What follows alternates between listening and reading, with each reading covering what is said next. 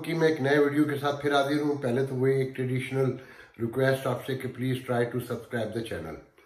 मौजूद सबसे पहले पाकिस्तान है, सॉरी अमेरिका है, जो यहाँ बड़ी दिलचस्प और बड़ी पुरअसरार और बड़ी पेचीदा सी सिचुएशन है। फिर मैं दूसरा मौजूद यकीनन पाकिस्तान होगा, जिसमें मैं अपने कुछ दोस्तों के सवालों का जवाब देना चाहता हूँ। मेरे कुछ दोस्त जिनसे मैं ऑब्लिगेट फील करता हूँ कि मैं खास आपको ज़रूरत से ज़्यादा तनकीद का शिकार करता हूँ, जबकि मैं एक न्यूट्रल अपने आप को कहता हूँ। तो उस हवाले से उन्होंने मुझसे कुछ सवाल किए तो मैं उसका जवाब दूंगा। एनीवे, सबसे बड़ी पहली खबर तो यह है कि आज डोनाल्ड ट्रंप ने अपने वजीर दफा सेक्रेटरी डिफेंस मार्क एस्पर को बिल्कुल ऐसे फारिग कर दिया जैसे पंजाब में फयाज चौहान को किया गया था, उसे पता ही नहीं था। एस्पर जिस वक्त पेंटागन में बैठे एक तकरीब की, एक इवेंट की सरबराही कर रहे थे, कोई मीटिंग थी, तो डोनाल्ड ट्रंप ने ट्वीट किया कि यू आर नो मोर। उनका जुर्म यह है, एक तो पहले ध्यान में रखें कि जब इलेक्शन हो रहे थे तो उस वक्त वो एक इम्पॉर्टेंट तरीन मीटिंग पोम्पियो के साथ, सेक्रेटरी फॉरेन मिनिस्ट्री जो फॉरेन है उनके साथ इंडिया में मौजूद थे, जहाँ 2+2 की कॉन्फ्रेंस थी जो इंडिया से नई अलाइनमेंट हुई उस हवाले से, और आगे फिर और 2-3 मुल्कों भी गए और अभी वापस आए थे। उनका जुर्म यह है कि जब व्हाइट हाउस के गिर्द लोगों ने जॉर्ज फ्लॉयड के हवाले से जब हंगामे हो रहे थे, आंसू गैस और वगैरह चली थी और इन्होंने फौज बुलाने की कोशिश की थी और चर्च गए थे जिस दिन, तो एस्पर भी साथ थे। उसके बाद उन्होंने एक प्रेस कॉन्फ्रेंस की, उनका उनके इल्म में नहीं था और ना जो आर्मी जनरल साथ थे ना उनके इल्म में था, और हमारा इस वाक़े से कोई ताल्लुक नहीं। तो तजिया निगार कहते हैं कि यह गुस्सा था। दूसरी बड़ी खबर यह है कि आज सेनेट का इलेक्शन की छुट्टियों के बाद पहला इजलास था। जो मेजॉरिटी लीडर हैं मिक कॉलिन, जो मिस्टर बाइडन के 40 साल पुराने दोस्त भी हैं, ध्यान में रखिएगा, मगर वो रिपब्लिकन पार्टी में हैं। उनका पहले तारुफ करा दूँ कि वो कंटकी स्टेट से हैं और कंटकी स्टेट से एवर इन द हिस्ट्री सबसे लॉन्ग टर्म सेनेटर हैं। 1984 से 36 ईयर हो चुके हैं और कहा जाता है कि रिपब्लिकन पार्टी में पूरी उस हिस्ट्री में रिपब्लिकन पार्टी की इतना कंजर्वेटिव बंदा कभी नहीं आया जो उनके थॉट्स हैं, और वो अमेरिका के इन्फ्लुएंशियल तरीन लोगों में से काउंट होते हैं, और टाइम मैगजीन उनको दुनिया के 100 इन्फ्लुएंशियल लोगों में शामिल कर चुका है पहले। आज उन्होंने तकरीर करते हुए कहा कि सदर का ये राइट है कि वो फ्रॉड वोट के हवाले से जो उनके इल्ज़ाम हैं और जो उनके कंसर्न हैं वो अदालत जाएं, और अदालतें हमारी मुनासिब फैसला करती हैं, दुरुस्त फैसला करती हैं। जवाब में जो डेमोक्रेट के लीडर हैं, पार्टी लीडर वहाँ हाउस में, सेनेट में, मिस्टर चक शूमर, उन्होंने कहा कि ये सब धोखा है, झूठ है। जो इल्ज़ाम थे 5 रियासतों में, मिक कॉलिन बताया कि 5 रियासतों में लॉ सूट फाइल किए गए। उसमें पेंसिल्वेनिया है, जॉर्जिया है, एरिजोना है, मिशिगन है और नवाडा है मेरे ख्याल में। एनीवे, अब इसमें देखें, दिलचस्प तरीन जो बात है ना, ये है क्या, बेसिकली ये एक्सेप्ट हो गया होता, 2-4 दिन और लगते, मगर अभी नहीं होगा, क्योंकि सेनेट में इलेक्शन जो है ना टाई हो गया है, 48 सीटें दोनों की, और जॉर्जिया में 2 सीटों पर इलेक्शन, जो सेनेट की 2 सीटें वहां दोनों के ऊपर रन ऑफ हो गया है। रन ऑफ का मतलब दोबारा इलेक्शन होगा 5 जनवरी को, और वहां से बाइडन जीतते हुए दिखाए जा रहे हैं। गो के गढ़ रहा है वो रिपब्लिकन का, और वहां का रिजल्ट भी अभी होल्ड है, अभी पूरा नहीं आया है। तो अगर बाइडन को की फतह तस्लीम कर ली जाए मुकम्मल तौर पे, तो वो दोनों सीटें भी इनको मिल जाएंगी और हाउस में डेमोक्रेट की मेजॉरिटी हो जाएगी, जो बहुत शदीद ज़रूरत है इस वक्त, क्योंकि अब लोअर हाउस में भी सीटें कम हुई हैं डेमोक्रेट की। 232 से अभी तक तो रिजल्ट 215 पे वो आए हैं और 196 पे वो आए हैं रिपब्लिकन। उनके रिपब्लिकन की पहले 192 थी, अब 196 हो चुकी हैं, और उनका दावा है कि वो 210 सीटों तक जा सकते हैं, जिसमें से 2 न्यूयॉर्क की, एक स्टेटन, 2 शायद एक स्टेटन आइलैंड की कहीं की और एक और कोई है, और 3 कैलिफोर्निया से वो सीटें ले सकते हैं। तो और डेमोक्रेट की मैंने पहले बताया कि 226 हो सकती हैं, मगर कुछ लोगों का ख्याल ये कि 222 तक होंगी। मेरी अपनी राय भी है कि 222 224 तक ये जाएंगे। साथ में अटॉर्नी जनरल, क्योंकि वो भी रिपब्लिकन है, उन्होंने भी आज बार को ऑथराइज कर दिया है कि वो ये फ्रॉड मुकदमे जो है, फ्रॉड के वोट के हवाले से उनकी पैरवी कर सकते हैं। मतलब फुल प्रेशर है मुकम्मल तौर पर। तो इस सिचुएशन में कहा यह जाता है कि ये मामला सीरियस होने जा रहा है और इस पर कंसर्न बढ़ते जा रहे हैं तजिया निगारों के, पॉलिटिकल साइंटिस्ट के, कि अगर ये टेंशन बढ़ेगा तो लोगों में, नीचे अवाम में टेंशन आ सकता है कि अभी तक खुदा न खास्ता कुछ नहीं हुआ, मगर इसके इम्कान बढ़ते जा रहे हैं। तो दोनों पार्टियों को संजीदगी सोचना होगा। दूसरी ये कि ये कोई पहली मर्तबा नहीं हुआ है। मिक कोलिन ने बताया कि जी 2016 में डेमोक्रेट ने फाइल किए थे मुकदमात हेनली की तरफ से, और 2000 में भी डेमोक्रेट ने किए थे, मगर फैसला बुश के हक में आया था। तो एक तरफ तो यह है। दूसरी तरफ इसमें जो मोस्ट इम्पॉर्टेंट तरीन बात है कि इसमें एक खतरे की बात जो सबसे बड़ी नजर आती है वो ये है कि अगर डेमोक्रेट ने भी फाइल कर दिए मुकदमा जवाब में, जो शायद रिपब्लिकन की मनसूबाबंदी हो सकती है ऐसी रियासतों से जहां उनकी हुकूमत है। अच्छा, यहाँ जो किया गया है तो इनमें 4 में तो रिपब्लिकन की अपनी हुकूमत है, 3 तो कन्फर्म है और 1 में सेक्रेटरी है उनकी अपनी। जॉर्जिया में इनकी हुकूमत है, एरिजोना में इनकी सेक्रेटरी है, नवाडा में इनकी हुकूमत है, और पेंसिल्वेनिया में 50-50 कह लें, गवर्नर तो डेमोक्रेट है मगर निचले लेवल पर रिपब्लिकन का जोर ज़्यादा है। तो इस तरीके से इसमें एक खेल ये हो सकता है आईनी तौर पर कि अगर ये तनाज़ा बढ़ता है और वो भी चले जाते हैं इनके खिलाफ, तो रियासतें इसको तनाज़ा करार दे के अपने तौर पे इलेक्टोरल का फैसला कर सकती हैं कि जनाब, अब 2 मिसाल तौर पर रिपब्लिकन ने ये कह दिया अदालत में कि जी 2-3 रियासतों ने भी कि हमारे यहाँ बेकायदगियाँ पकड़ी गई हैं, तो इलेक्टोरल का फिर जवाब में वो भी जाएंगे। तो इलेक्टोरल का फैसला इस सूरत में रियासत खुद करती है। जो रिपब्लिकन रियासत है तो यकीनन वो अपने कैंडिडेट के हक में जाएगी। जब वो वहां पर जब चला जाएगा 5 जनवरी को, ये 6 जनवरी को ये फैसला होना है।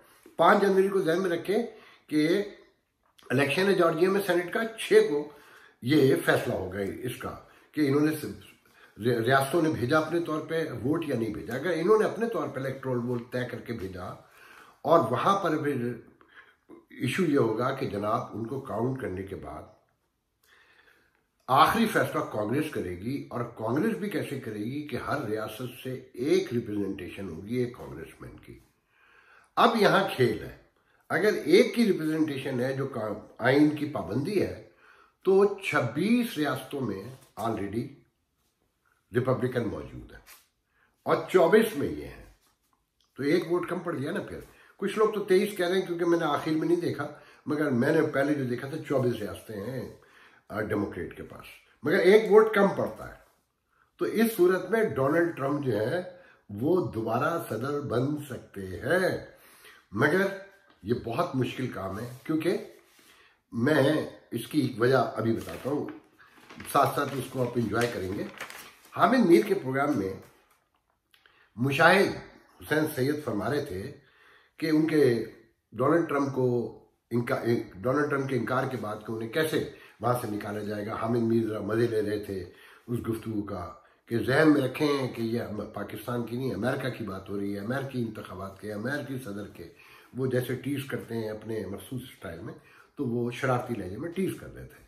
तो मुशाहिद हुसैन सैयद ने कहा कि नहीं, कुछ भी नहीं होगा, जॉइंट चीफ ऑफ स्टाफ के साथ 3 जनरल और जाएंगे और आखिरी दिन उनसे कहेंगे कि सदर, mister president, we salute you and thank you so much to serve the nation and car is outside. No, it's not going to happen like that. ये जिस पे अंदलीब जो खातून है वो मुशीर हैं हमारे प्राइम मिनिस्टर पाकिस्तान इमरान खान की, मुझे उनका पूरा नाम नहीं आता, उसने कहा क्या वहाँ भी डोर नंबर 4 है? नहीं, यहाँ डोर नंबर 4 कोई नहीं है। यहाँ आईनी तौर पे इंतहाई नफासत, अदब, एहतराम के साथ तजलील करके निकाला जाता है। मैं यही कहूँगा। वो कैसे कि यहाँ पर एक कहलाता है रोल ऑफ मिड डे, जनवरी 20 है आज उसका नाम, हर सदर के दौर में जो भी सन होगा वो लगा दिया जाता है। रोल ऑफ मिड डे जनवरी 20 है इस दफा। इसकी कहानी यह है कि इससे पहले 1800 में एग्जैक्टली इलेक्शन हुए और 1801 में जनवरी में जॉन एडम प्रेसिडेंट थे जो जा रहे थे, उन्होंने इलेक्शन का रिजल्ट तस्लीम करने से इनकार कर दिया। ध्यान में रखिएगा, जॉन एडम हिस्ट्री में एक बहुत बड़ा नाम है। उन्होंने इनकार कर दिया व्हाइट हाउस छोड़ने से और इख्तियारात देने से। उनसे जीतने वाले थे थॉमस जेफरसन, सच ए हिस्टोरियन इन हिस्टोरिकल स्टोरी कि जो थॉमस जेफरसन को जानते हैं, मैं उस डिटेल में भी नहीं जाऊंगा। तो जनाब, इस रोल के तहत होता क्या है, जो अब शुरू हो गया है कि जो व्हाइट हाउस का स्टाफ है, ऐलान होने के बाद जैसे टीवी पे हो गया, तो वो व्हाइट हाउस की तरतीब आने वाले सदर की मर्जी के मुताबिक तब्दील करना शुरू कर देता है, उसके ज़ौक़ के मुताबिक, जो यहाँ शुरू हो चुकी है। और होते होते हर चीज़ बदल दी जाती है और सदर को अंदर से, जैसे कहते हैं ना कंकरियाँ मारना, वो कंकरियाँ मारी जाती हैं, उसकी इज्जत नफ्स को तंग किया जाता है और आखिर दिन उसका सामान बगैर पूछे उठा के गाड़ी में रख दिया जाता है। साथ में इस वक्त ये इत्तलात कन्फर्म है कि इस रोल के तहत ही जो एजेंसियां हैं, सिक्योरिटी के इदारे हैं, सदर के मौजूद जो सदर है उसके इख्तियारात को ज़्यादा अहमियत नहीं देती और इलेक्ट प्रेसिडेंट को भी जो ब्रीफिंग वहाँ देंगी मौजूद जो सदर है उसको, और इलेक्ट प्रेसिडेंट को भी देंगी जो मिस्टर बाइडन को देना शुरू कर दी गई हैं। CIA की सिक्योरिटी इंटेलिजेंस कमेटी और दूसरे जितने इदारे हैं वो साथ साथ इस वक्त उनको ब्रीफिंग दे रहे हैं। जैसे उन्होंने ऐलान कर दिया बाइडन ने कि वो टास्क फोर्स बना रहे हैं, आज वो उन्होंने अभी तक ऐलान तो नहीं किया, 12 लोग उसमें साइंटिस्ट और दूसरे लोग जो रिलेट करते हैं कोरोना के हवाले से उसमें शामिल कर रहे हैं। आज उन्होंने गवर्नर्स को फोन किया इसी कोरोना के हवाले से स्ट्रेटेजी बनाते हुए जो टास्क फोर्स बना रहे हैं उस हवाले से, रिपब्लिकन को भी और डेमोक्रेट को भी। तो सारे साइन ये बता रहे हैं, मगर मैं बार बार कहता हूं यू नेवर नो। अब मैं आता हूं जनाब, मेरे दोस्त, खासकर मेरे एक दोस्त हैं 35 साल पुराने, आगा जुल्फ़िकार, वो कहते हैं कि मैं बायस्ड हूं इमरान खान के बारे में। नहीं, ऐसा नहीं है आगा साहब, और वो तमाम दोस्त जो मुझ पे ये इल्ज़ाम लगाते हैं, मैं बिल्कुल बायस्ड नहीं हूँ। मैं इन सबको स्टेटस को का एक छोटा सा पुर्जा समझता हूँ और ये सब एक दूसरे के लड़ाने के लिए लाए जाते हैं और जमहूरियत को गंदा किया जाता है। मैं पहले ही बता दूं कि मेरा नवाज शरीफ से और जो हवाले से इख्तलाफात थे अपनी जगह, मेरा नवाज शरीफ से बड़ा इख्तलाफ तो ये है कि 99 में भी उन्होंने जल्दी की फौज से लड़ने में, 3-4 इलेक्शन होने देते तो कभी भी मुशर्रफ प्रिवेल ना करते। यहाँ की सिक्योरिटी एजेंसी से, ठीक है, मैं इस पर भी फिर कभी गुफ्तगू करूँगा। फिर जब वापस आए तो दोबारा गलती की, अपनी जिद अना का शिकार होकर मुशर्रफ को सजा दिलवाने की। अभी फौज कमजोर नहीं हुई आपके मुल्क में, वो ताकतवर तरीन इदारा है। मुशर्रफ के जाने के बाद तो और मजबूत हो गई थी आसिफ जरदारी के दौर में, जब कियानी को एक्सटेंशन मिली और जिस तरह से सारे वाक़यात हैं, तो ये नवाज शरीफ को नोट करना चाहिए था। अब मैं आता हूँ उस तरफ। देखें, सब कहते हैं ना कि खान साहब की नीयत बड़ी दुरुस्त है, बिल्कुल मान लेते हैं जी, दिलों का हाल तो अल्लाह जानता है, मगर हुक्मरानों की नीयत के साथ उनकी मसलियत पसंदी, उनका तहम्मुल, उनका बर्दाश्त और उनकी दानिश देखी जाती है। अब मैं आपको वाक़यात सुनाता हूँ तारीख से। पहले तो मैं आपको इस्लामी तारीख से, जो हमारे लिए सबसे बड़ा मसले रहा है, कि शराब के हुक्म पर गौर करें। पूरा माशरा शराब पीता था, जैसे हमारे पूरे माशरे में करप्शन है। तो आपने पहला हुक्म दिया कि नमाज पढ़ने से पहले शराब पीकर कोई ना आए, मतलब मना नहीं किया।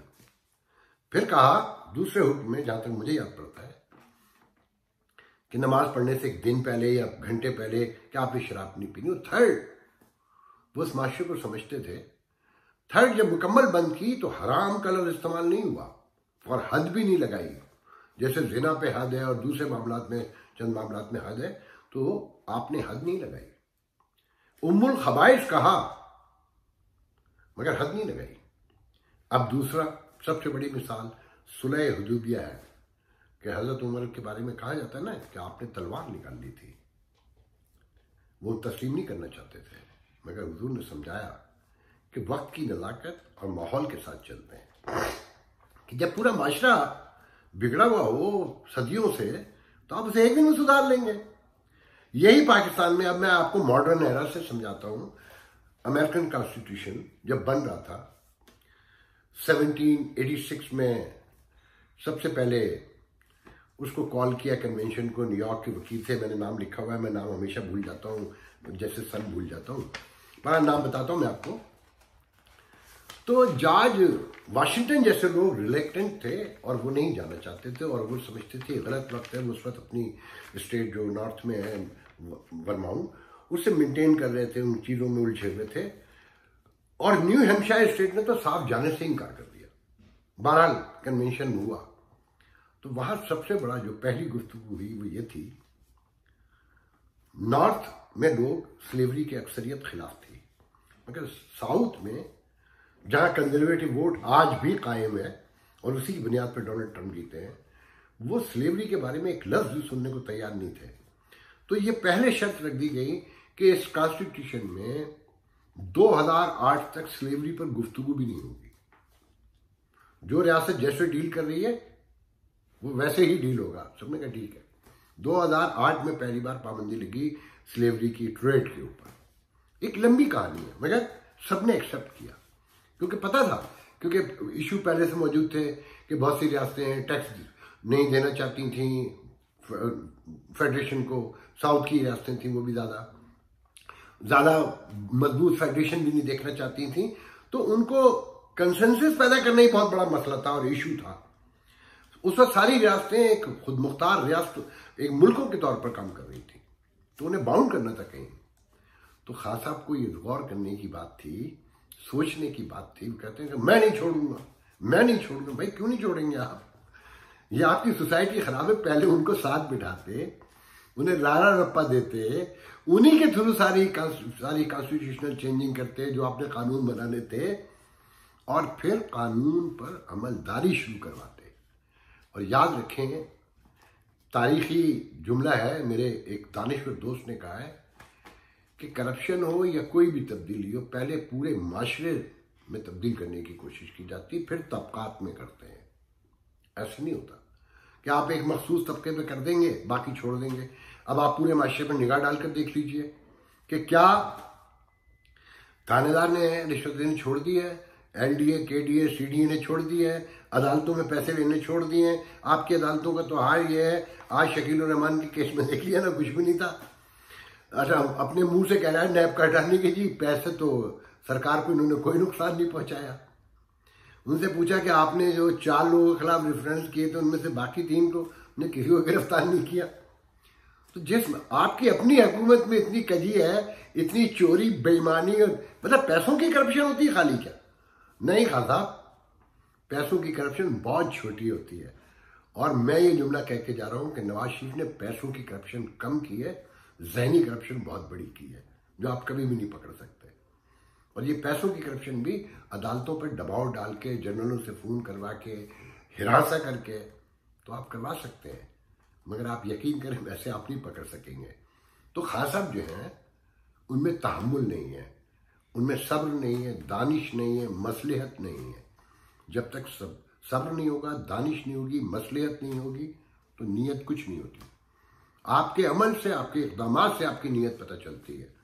और खान साहब का अमल और नीयत को जरा मैच करके देख रहे हैं इक़दामात को, तो आपको सारी सूरत हाल सामने हो जाएगी।